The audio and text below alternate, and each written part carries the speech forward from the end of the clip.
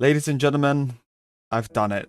I have managed to complete this absolute weapon of a book, in the Buddha's words. I literally just finished it. It is the 27th today, so I did it with a day spare. Alright, so really quickly, if you're also taking part in PewDiePie's book review and you haven't received an email, it happened to me. I just checked my spam today and that's where I found it. So yeah, check your spam because you have to sign or like do a little form to basically not go on the shame list. So yeah, if you're taking part, do check out your spam if you haven't received the email and go and complete that form. But anyways, let's get into this absolute weapon of a book, which I've literally just finished like 2 minutes ago. It's been a race. It's been a race against the clock for me. Yesterday I was halfway through the book. Sorry, 2 days ago. 2 days ago I was halfway through the book, not even halfway, and then I just had to sit down and just read it. It took me like 10 days from the beginning of February to actually start reading, and then I just kept postponing it and I just never ended up doing it. But I've done it. I've managed to do it in time. I managed to complete it, and it was a very difficult read. This book is such a difficult read. I knew it was going to be a difficult read. I just didn't expect it was going to be this difficult. It very much felt like it was like the Tao, but a lot more condensed and, well, a lot more of it. And then I remembered that people in my last video commented saying that they were going to get an audiobook for this, and then I started listening to the audiobook, but then I realized when I'm just listening to something, my mind was drifting off. So what I ended up doing is listening to the audiobook as I'm reading the physical book at the same time, and that helped me hugely to understand what I was reading, because that's what I found difficult about this book. This has a lot of introductions. Every chapter has its own introduction. All of the introductions are very, very long.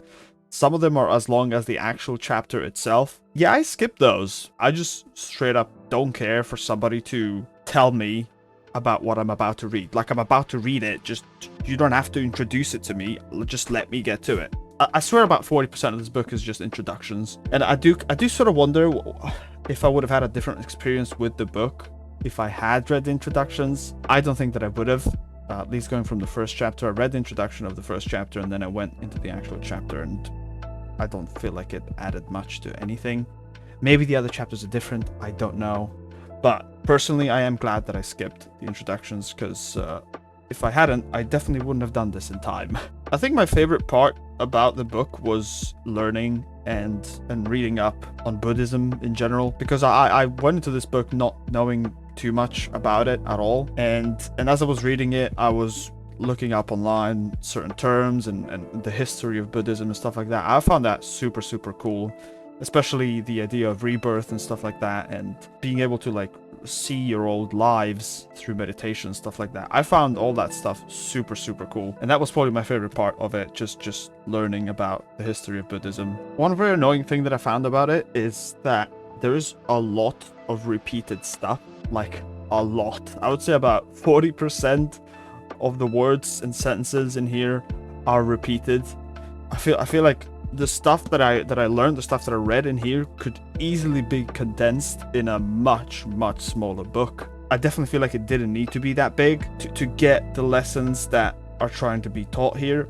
I feel like a much smaller book would have been just fine, and it would have gotten all the points across just as well. I also noticed my favorite parts of the book were the parts where the Buddha is talking to regular people rather than other monks.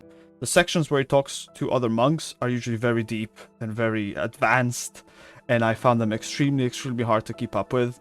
But when he's talking to regular people, the conversations are not that hard to keep up with, and they're easier to understand, and I found those to be my favorite parts of the book.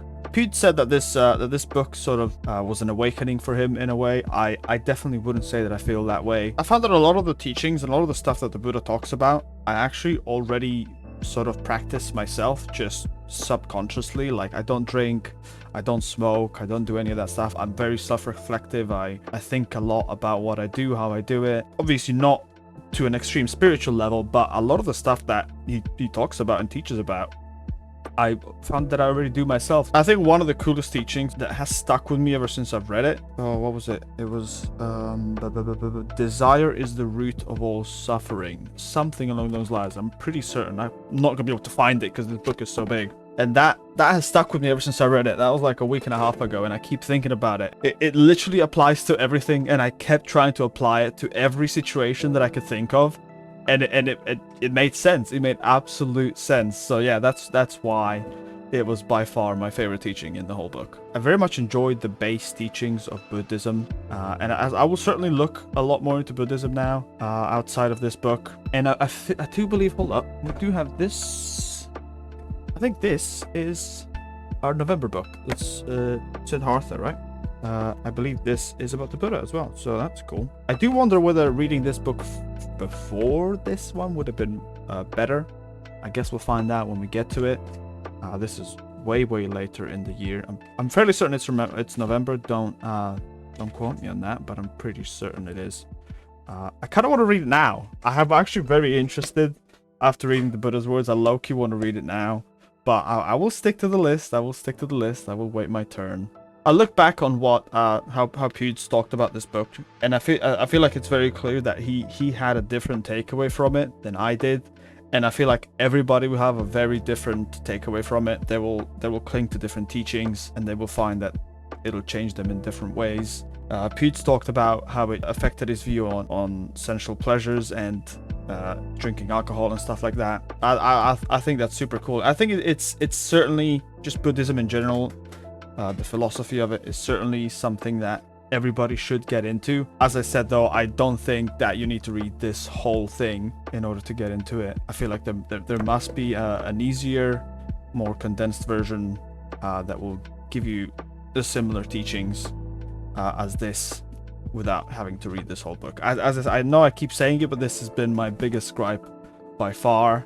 There were so many repetitive parts that I just felt like I could have just skipped over, or maybe not fully skipped over, but they should have been cut down in some way. But I understand that it is basically a religious text for a lot of people, so you're not gonna slice it up and stuff, right? That doesn't make any sense at all.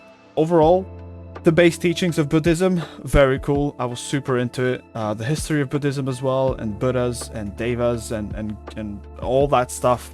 I looked into it, and I found it super cool. And that was my favorite part by far, along with certain teachers of it. At the end of the day, I'm just happy that I got through it. I'm just happy that I managed to do it. I managed to complete it, and now I get to move on to the next month, which is our first free month. Basically, we get to choose whatever book we want to read. And for next month, I am going to be reading The Prince by Machiavelli. I don't know if this is a good choice. I don't know why I picked it. Don't ask me. I've picked it. It's here. I've got it. I'm reading it. For any of you that have read it, you can let me know in the comments. I don't know what to expect. I don't know what it's about. I think I read that it's extremely political and very much a dark book, a skeptic book. I really don't know how this is gonna go. It might not go well at all with all the other stuff that we're gonna be reading throughout the year, but I ended up picking it and buying it, and I've got it right here. I think Pewds is reading Meditations of First Philosophy. I tried to find that one, and I couldn't find it. And also people said it's probably not a good idea to read that as a beginner reader. This is about 200-page book. It's quite short, so I think that's another one of the reasons why I picked it out, because it was so short.